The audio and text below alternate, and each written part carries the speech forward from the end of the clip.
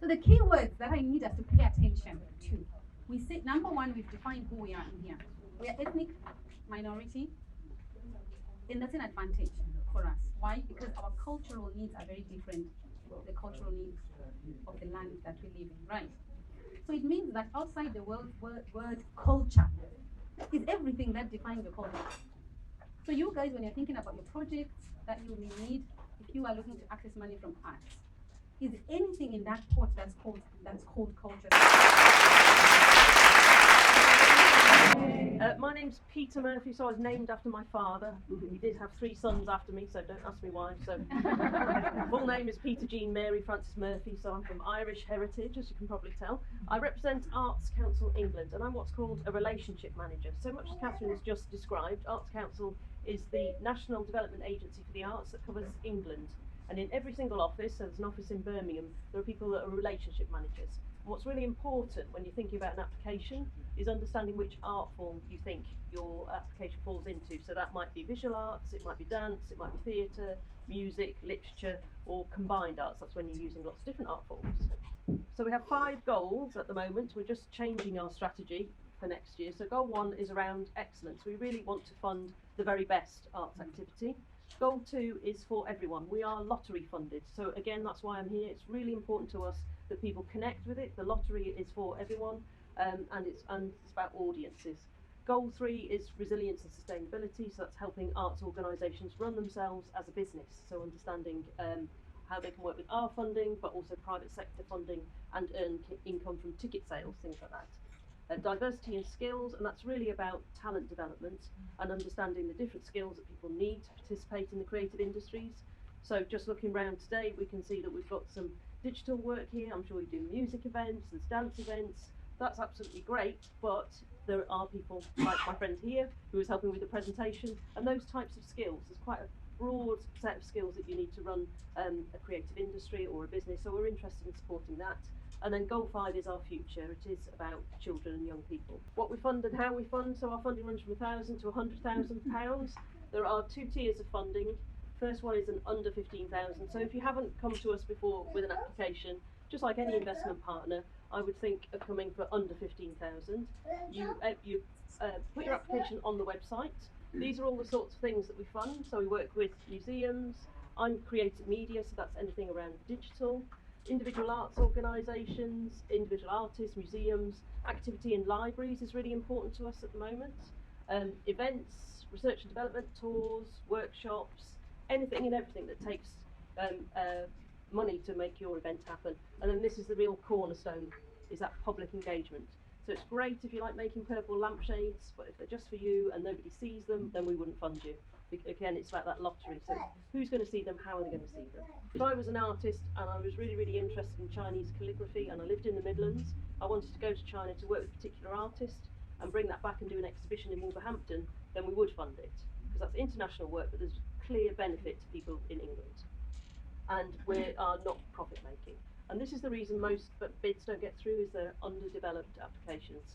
So again, if you come to us and the application is not very well developed, then you can come and speak to a person, a relationship manager in your art form. Okay? Next one. So there are 4 criteria. I've mentioned the quality.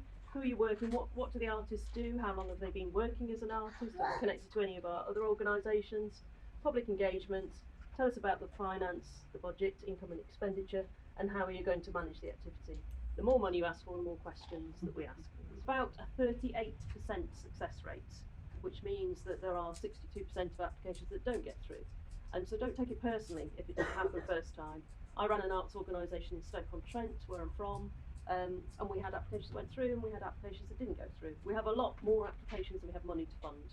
So there's priorities for us, and luckily for you, Wolverhampton is a priority area for Arts Council. So you're moving, so we give you 90% of the funding up front, and then 10% when you finish the activity and you report it back to us. And if it's over, then it's 50, 40 and 10%. Do ask that you put the National Lottery logo on so that it's visible to other people that we're funding, and then you just complete this report fund at the end. What do you call it? Used for just for the purpose. Yeah. So I think that's where most people are struggling. So I think I'll add on to that so that maybe it's answered properly. So I think he's saying, I am a fallen angel. So is that me? No. More. Or can you still resuscitate, us? It depends, how bad it is. We understand artistic failure, so you might bring a musician that you think is really going to connect with all the communities and nobody buys tickets and nobody comes. That's fine for us, we understand that. What we're not fine with is me taking the grant and then going down the pub and spending all the money. Yeah, I can understand that you've tried to do everything. We had a major carnival in Stoke-on-Trent. All the performance was booked. It was quite a large amount of money, and then there was a suspected terrorist attack, so the carnival didn't take place. So, for us, we didn't go back to the community organisations and say, right, you have to give us back every penny. We said we can understand that. So as long as there's a clear rationale why this happened, why did this happen, yeah, then that's absolutely fine. If we have that dialogue and that conversation, we can understand what's happening. Then we are really, really open. Because I've worked for city councils, I've worked for different funding organisations. An arts council is more flexible because we understand how artists work and how communities work. Would you fund a project, say, which is coming from Norway? Then maybe, like you said, we work in partnership with other organizations, like other Funders, especially, say, what Joe was saying. Could we just go straight into keep it, go straight to 100,000? No. And so, like, for example, last week or the week before, I was speaking to some women. What are those sort of things that you used to do from where you come from that you're not able to do here? And how can you create those things and make them happen? Number one, you're answering the question from the word culture, because you're bringing your culture so that it benefits everybody who is your culture and anybody who's not in your culture who wants to learn your culture. And then there's heritage element in there. Heritage would be interested to fund you as well, because why? If you did something that taught the young ones of those things that in your culture pot that benefits them, you're passing on your culture to them. You are maintaining your heritage. So really, I think we overthink these things, but actually they are very simple. You could teach your kids, I don't know, I'm from Zimbabwe. So if you came up with a project that taught kids how to play Nodo, Pada, all those games, you could be funded for that. So you could be given your first 15,000 to teach kids how to play these games. And then maybe then the growth process might happen that this game possibly could it be digitalized? Could it be what? Could it be what? So I need you guys to think outside the box. We need to think about us. What is it that we grew up doing that we are not doing here? What is it that we would imagine our society looking like that it doesn't have right now? So and those are the issues, those are the things. So I hope I've kind of opened it up for you.